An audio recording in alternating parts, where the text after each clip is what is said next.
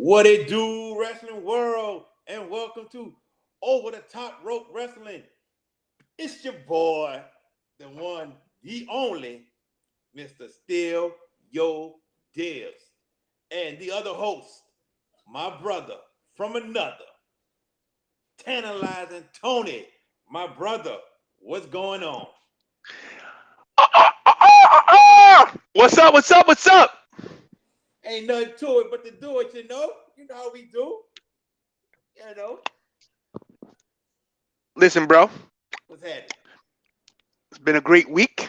Yes, sir. As you can see, I got a new look going on. Yeah.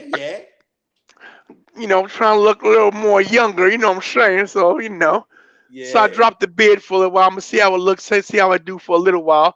I probably had it for past 6 years now, but we'll see what happens. There you go. There you go, my brother. Looking good, losing that weight. You doing your Yeah, I'm thing, that. bro. I'm at 280 something. I don't even know where I'm at. I'm in the 280s. I don't You even know. know, I haven't checked. Not going to for a couple weeks. I'm gonna keep gotcha. losing. Hey, keep doing what you do, my brother. Keep doing what you do. So we got a good, quick show. We're gonna talk about, Roman versus Edge coming up, Bobby versus Kofi. We're gonna talk about the AEW Dynamite show that's tonight. Kenny Omega versus Jungle Boy. If Jungle Boy can pull off the upset and become the new AEW World Champion. But we are going to start the show off talking about Kenice Mobley. If you don't know who Kenice Mobley is, Kenice Mobley was a black lady, who was hired to be over the creative writing team for Monday Night Raw. And as you see, Brandon Fraser already chimed in. What's up, B. Fraser? And Kenice Mobley had an interview on a podcast. And let me read to you some of the things that she said. And I quote, "Yes, I have just been hired by WWE. Given the things that you know about me and my entire life and what I'm into, yes, that's surprising. Yes, also a surprise for me. They did not require me to know anything about wrestling, but I do have a background in film production and comedy writing, and they're like, perfect, come on in." Also, she says, "So I am on Monday Night Raw team. So there's Monday Night Raw and Friday Night SmackDown. And the people I know that are on it are Bobby. His name is either Bobby Ashley or Bobby Lashley. And I really should know that. He's like this giant black guy, and he and the people who are part of his crew. I know that they call, or at least as of last year, they call themselves the Hurt Business. The Hurt Business. They wear suits and they're like, we're cool." After that came out, there's a lot of uproar on the internet, and then Kenice Mobley was let go. Let's start off with just the Kenice Mobley part. Do you think her firing from WWE was justified? Yep, hundred Explain. percent, 100%. Let me tell you why. First of all, this is the problem with WWE and the whole writing team. Why do we have such a writing team for wrestlers that know to cut promos and could probably write their own stuff and it sound a lot more believable and a lot better? It's number one. Number two, it goes to show you they didn't vet this woman properly because she didn't know the product. How are you going to hire a writer that doesn't know the product that you're putting out there to the masses? So if they were dumb enough to hire somebody like, and this is nothing against her, because hey, listen, someone offers you a job, you take it, but you want the product to get better, and you know that people are very critical, especially on Monday Night Raw, because Raw is the worst show on out of the three, out of SmackDown and NXT. We all know that, Right. and it's sad to say that because Bobby Lashley is hot. That's right. He's the best thing going on Raw, but they got the lowest ratings. And of course, they always blame that on the champion. We'll get to that a little bit later. I want to make a point about that. Okay. But here's the thing. They hired a woman that had no knowledge of wrestling. What were they expecting to get? And then they fire her. I justify the firing. I feel bad for her. Hopefully she got a payout. But I mean, it serves them right because she doesn't look dumb. WWE brass looks stupid for hiring her in the first place. So yes, the firing's justified. She should have known to keep her mouth shut. Number one. Number two, I don't want anybody that doesn't know wrestling writing for the product I love. It goes to show you that maybe one of us should put in an application, send a resume down there because maybe I get a shot. I mean, Yeah. give me a week. That's all I need. I ask for no money because she probably got a nice little 5-figure payday. Give me no money to write Raw for a month, and then if you don't like it, I'll leave. It is pathetic what they're doing. I'm going to say this. I didn't have a problem with her getting a job, and I'll get more into that later. The problem is, Kenice should never went on a podcast and said what she said. I'm not going to go on Facebook, social media, period, or radio show and just talk bad about my job. I'm not going to do that because if that gets out, guess what? I'm fired off the get-go. You're not going to talk about Red Clay. Not at all. Right. So she went on there and said things that she should have never said. She never should have said about being hired and not knowing about the business. That's number one. Number two, you need to know who your champion is. Who is the face right now of Monday Night Raw? And that's Bobby Lashley. So that was also a slap in his face. Agreed. You don't go out and spread the wrong type of business about the company you work for. Nah, just sit there and say, yes, I'm a writer for WWE. Bam, that's it. But you got to do your homework. If you're going to do a podcast, do your homework. Say the right things. Know who your champion is. Know who the wrestlers are. Or the program you write.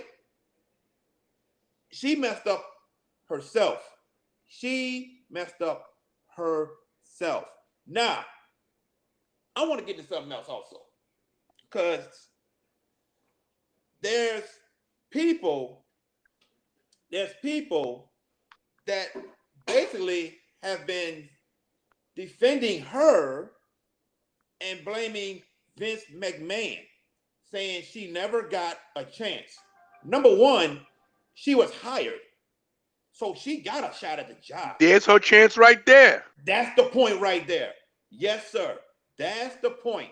Number two, they're sitting there saying, this was racist, straight up racist. No. Let's get out that mindset that everything that happens to black people is straight up racist.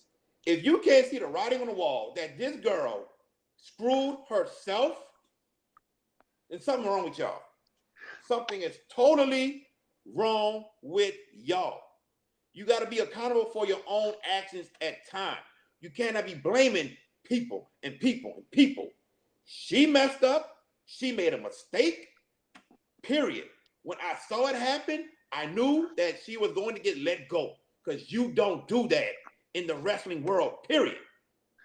My point. Listen, your point is 100%. Your point's 100% on point.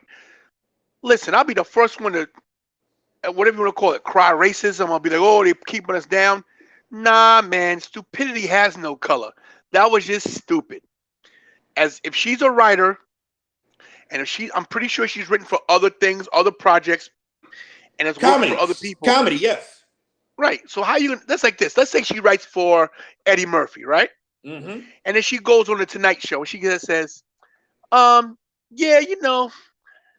I'm writing for Eddie Murphy now, but I didn't see the Nutty Professor or Boomerang or I didn't see Beverly Hills Cop. I never even heard of Eddie Murphy. I think he was on Saturday Night Live. You deserve to get fired. How are you gonna how are you going to denigrate your own the product that's hiring you, that's putting money in your pocket and food on your table? Vince is a lot of things. I don't know if he's a racist, but this was not a racist move. Not at This all. was a move that was best for business, and was also to show them out, people out there, the writers and everybody else who works in the industry, hey, if you're going to be part of this brand and part of this product, you better promote us the right way. And if you don't know something, keep your damn mouth closed. Totally agree with you 100%. Look at it like this, people. Let's say this. Let's say, for instance, right now, Drew McIntyre goes on ESPN, and if he starts bad mouthing the company, what do you think is going to happen? Released. Released. Let's be logical. Anybody with WWE bad mouth the company, they're going to be gone. AEW, they're going to be gone. Anybody with an independent wrestling company, Wildcat, they badmouth Luke Hawks, gone. So you have to be careful of what you say. And what she Especially said was the now, wrong thing. not to cut you off, buddy, but especially now with all these releases happening, you see how many people getting released. Correct. And you running your mouth on a podcast about, I think his name's Bobby Ashley. He's the WWE champion. He is the champion of the company you work for. And I think his name is Bobby Ashley. GTFOH. Get the fuck out of here. Correct. Correct. Not just the champion. Like you said it, the company champion. He has the WWE Championship belt, not the Universal, the company belt that we going back to from beginning of time. That's your company champion. So you have to get that name right. Look, I saw the post, like I said, on different social media sites. They blaming WWE. Those people are wrong. Kenice Mobley messed up herself. She was wrong from what she said. And I'm going to say it again. If you guys cannot see that she messed up, she made a mistake, something is wrong with you all. Let me just put one little exclamation point on your point. Do it, my brother. I'm going to do this in my Vince McMahon voice.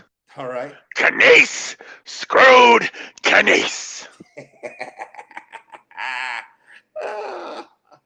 Yes, indeed. Yes, indeed. Now, moving on within the same subject.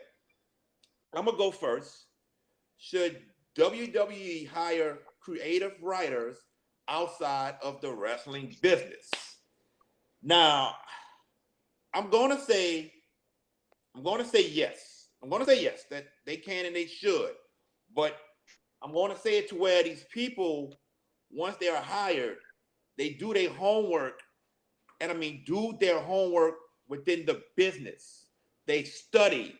They understand wrestlers, names, and then create good storylines. I think you could get fresh faces from outside who could come in and study for about a month and then, bam, create new storylines. I think they can.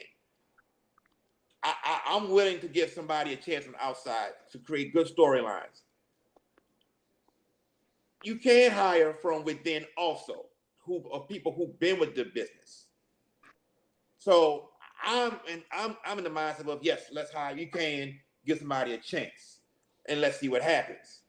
And there's no telling. Kenice might have been a great creative writer. We'll never know due to the mistakes she made. But I think you can hire outside the business. They have done it before. Kenice is not the first one. They had a writer for years. I cannot remember his name. Sir Wilkins said his name. I can't remember his name. Also, they did have Freddie Prinze Jr., who is an actor that they had for a few years. So you can hire outside the business, and you can be successful. It's just, will your creative writing stay successful? I pass it on to you. I appreciate your opinion, and I totally disagree with it. Let me tell you why. I already know you did. I'm old school, as I say every week. And old school is the best school, because without us, there is no now. We need to go back to the days of bookers and giving these men and women the latitude to hone their craft and fall on their faces on their own. I think they need to loosen up the strings when it comes to promos. I think you need to let them go.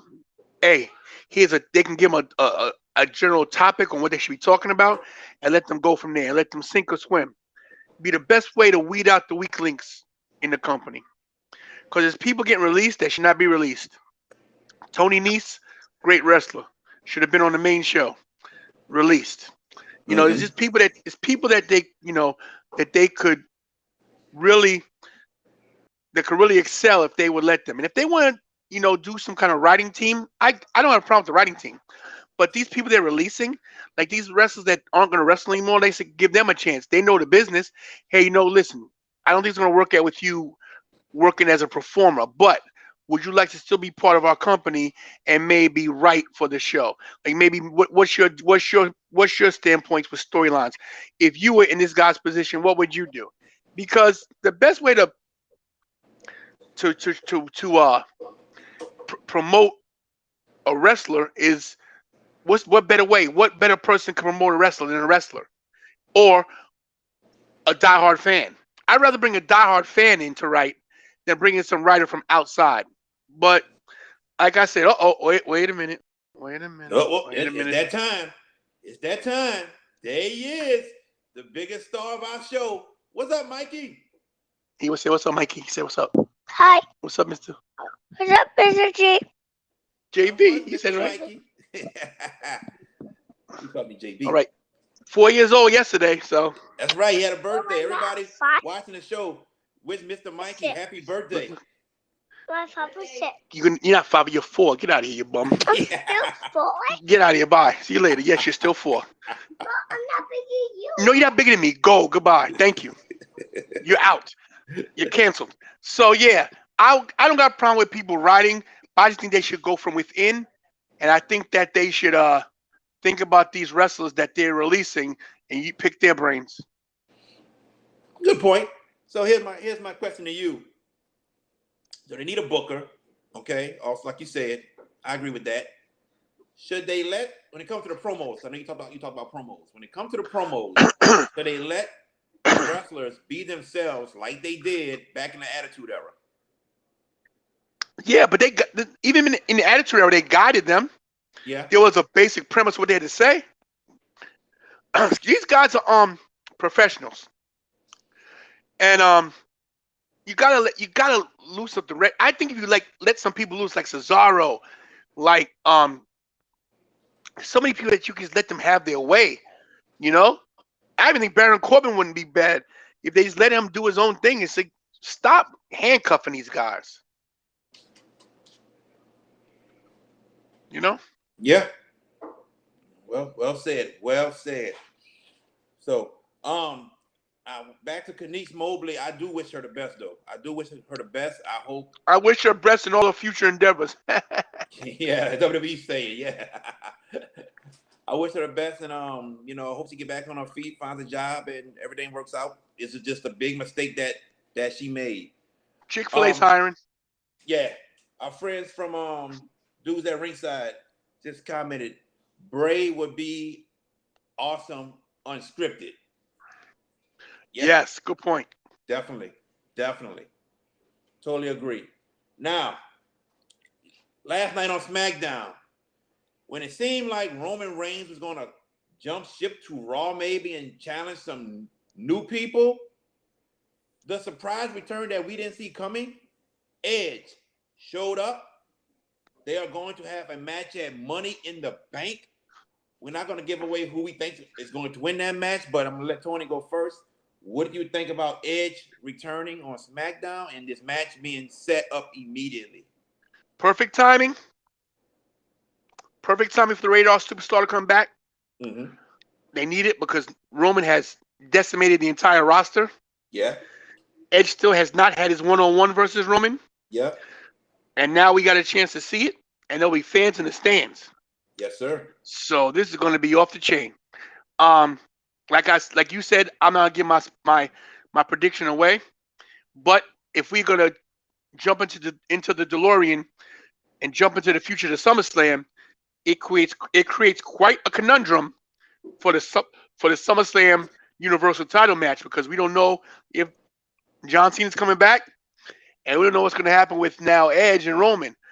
So we might see another triple threat at SummerSlam. We could be, but I'm glad to see him back. I think they did it perfectly. I think leading up to the first event, the first event since WrestleMania with a full capacity for stands, I think this is the best way you push this pay-per-view. It's funny you said that because I didn't care for Daniel Bryan being in the main event with Edge and Roman at WrestleMania. I wish it would have been Edge and Roman, but we didn't get that. And we still got a good match out of it, the triple threat match at WrestleMania. Great match. Yes, sir. Now, what if the plan was Edge come SummerSlam, if we have full capacity, we're going to put you in a match against Roman. What if that was the plan all along? We don't know, but hey, I'm happy. Not at SummerSlam, Money in the Bank, excuse me. Money in the Bank, that's where we at. So, Money in the Bank is supposed to be full capacity, right? Fort Worth, Texas. Because Texas is open all the way. Mm-hmm. So, they're going to be in front of about 16,000 fans. So, what if that's the plan? And we finally get this matchup, one-on-one, Edge versus Roman, spear versus spear. Two guys that's going to put on a great match, period. And everything with Roman has been just excellent. No complaints at all when it comes to the Usos or anybody he's faced, from Kevin Owens to Edge to Daniel Bryan, whoever. Everything with Roman has been gold. So this is going to turn into gold also with Edge and Roman. And they're going to build this up the correct way on SmackDown up until Money in the Bank. I am excited. I'm glad Edge is back. And for no one to know that Edge was returning last night, that made it that much better. We were not spoiled of anything. So I'm looking forward to this match at Money in the Bank. Can't wait for it. And I'm happy Edge is back, because right now this determines that we're going to see Edge a little bit longer, and especially at SummerSlam, no matter who it may be that he faces. Totally agree. Best for business. I think that they're going to slow burn Edge, because him losing at WrestleMania was quite of a shock to a lot of people. Yeah. A lot of people thought he was going to win the title, as did I. But they made the right move, and they kept the strap on Roman, and I think they're going to keep the strap on Roman for a while to build up, because Edge will get his moment. He got to. He will be champion again. Got to. But the slow burn is much better. Let Roman keep doing his thing. So I like this. I don't know, man. It's such night and day between SmackDown and Raw, but they're just doing everything right. Everything right on SmackDown. Totally agree. Now, another match that was made for Money in the Bank. Bobby Lashley defending the WWE Championship against Kofi Kingston. I'm going to go first, let you go second. It's about goddamn time Kofi got another shot at the title. About goddamn time. It's been over 2 years. He never even got a rematch for the belt he lost. And let's remember, people, he lost to Brock in like 8 seconds. And I wasn't mad that he lost to Brock. It was how he lost that made me mad. Because I felt like Daniel Bryan, AJ Styles, and Finn Balor, who are also small men, can get a freaking 15 to 20-minute match with Brock, but Kofi Kingston can't. An 8-second match? Yeah, how he lost is what made me mad. And then for Kofi to never get a rematch was just beyond ridiculous. So I'm happy that Kofi is getting his chance at another WWE title shot. I want Kofi to win this belt at least one more time in his career. He's already a Hall of Famer, one of the most decorated WWE champions of all time. Him and Edge, definitely. So, yeah, and Ricochet. Ricochet too. I cannot forget Ricochet. He got squashed too. Thank you, Frank. But this is long overdue. Kofi deserves it. He never complained about anything ever in this organization. So I'm happy he's getting this shot. I toss it over to you. Long overdue. We're pretty sure what the outcome's going to be. That's cool. Yes. Kofi versus Lashley is going to be a great match just because of contrasting styles. Mm-hmm. Big guy versus small guy. Yeah. But Kofi knows how to rise to the challenge. Even whether win or lose, because we don't know what the plan is. Win or lose, this put Kofi Kingston back in the title picture, puts him Yes. back in main event status. Yes. Doesn't matter what happens. It shows that Kofi's still a top tier player, especially with Woods being out now. We're not sure how long he's going to be out for. What's going on with Woods? Right. But this is good for business. I'm very happy for both of these gentlemen, both these African American gentlemen, Yes. to be in the ring together for the WWE Championship, and it's going to be good. Yes, sir. Before we get into the last topic, there's a rumor going around that Big E will get drafted to Raw when they do the draft. Is that a good move or a bad move? And they saying Big E supposed to be in the main event picture once he goes over to Raw. I think it's a great move, and I was thinking about this today. It's so funny you brought that up. I really think that Kofi being in this main event, I'm gonna give my spoiler now because for me to explain this, I got to do it. So I believe Bobby Lashley's gonna win that match, of course. Okay, I believe Bobby Lashley's gonna hold the title, but I think that Big E's gonna come over to Raw. Well, while Kofi's still in the main event title picture, and Big E has to go against Kofi. Not a heel turn for either one of those men, but I think Kofi's gonna put Big E over to rise him up to the level where he deserves to be at. That's the perfect way you build up Big E. Kofi, who is already an established champion, he's a former WWE champion. What better way to put Big E on level of the main event of the WWE title by beating a former champion, one of his best friends? Come on, man. As long as it doesn't break up the New Day, they have to have a match, clean match. It will never happen, even if there's a little bit of cheating shenanigans going on between the both of them.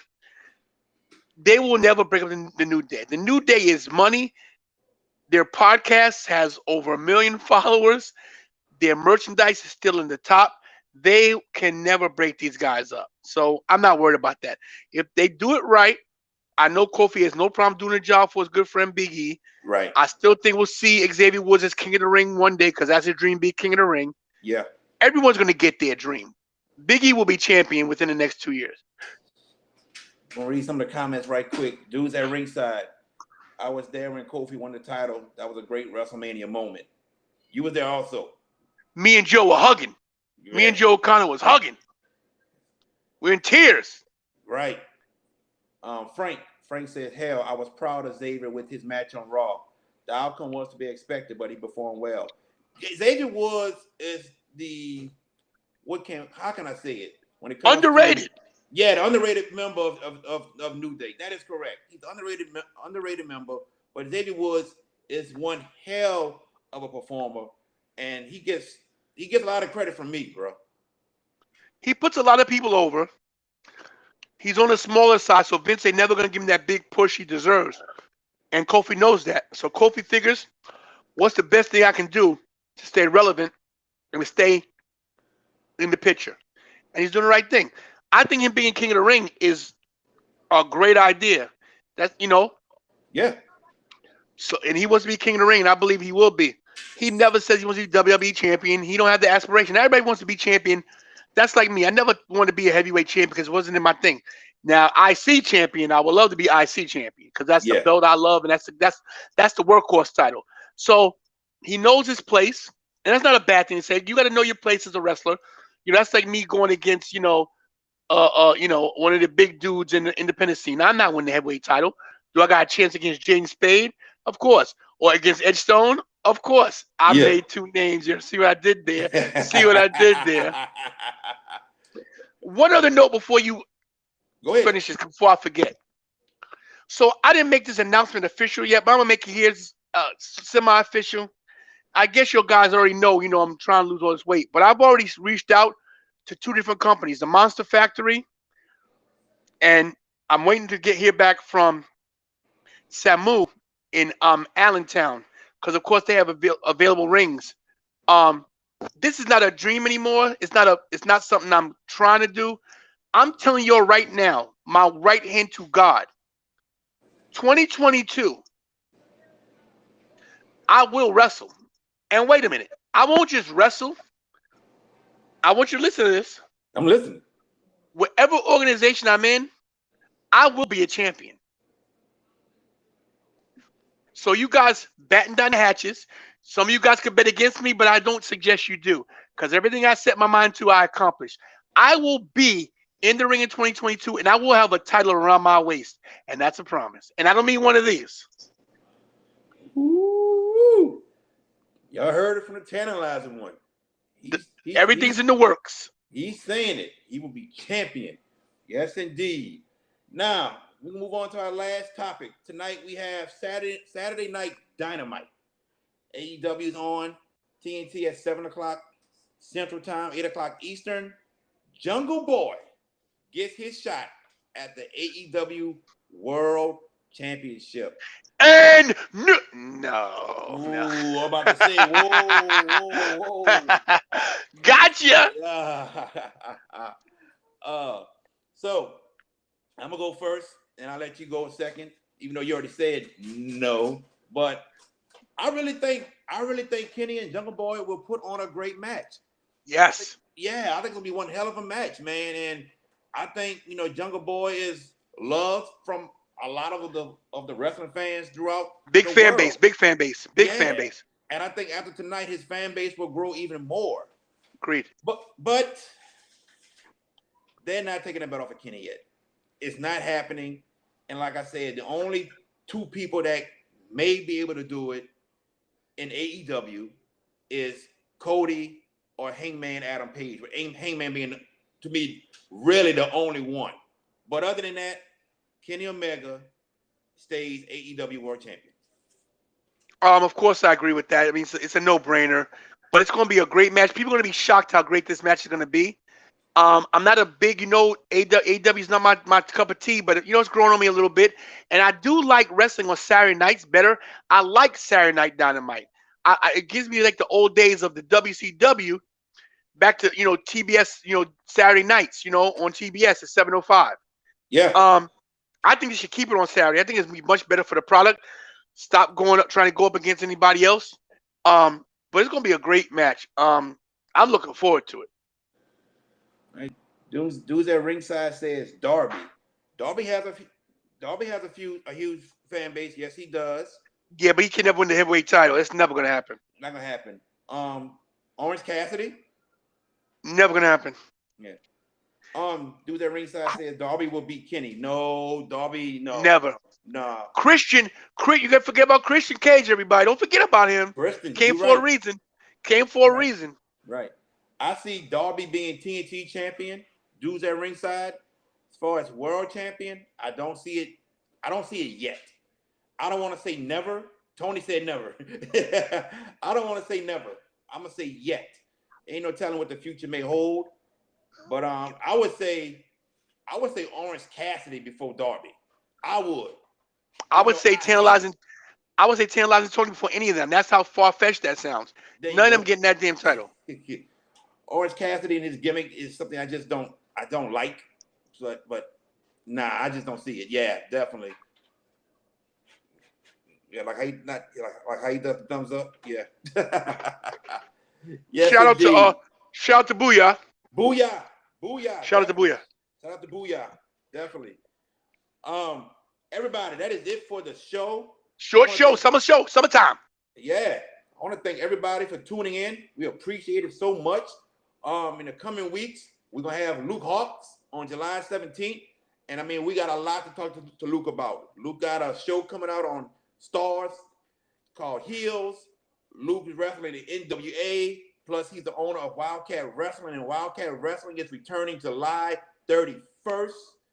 So we got a lot to talk to Luke Hawks about. And then July 22nd, we got Amber Nova, AEW's own Amber Nova, joining us live on the show. July's going to be big.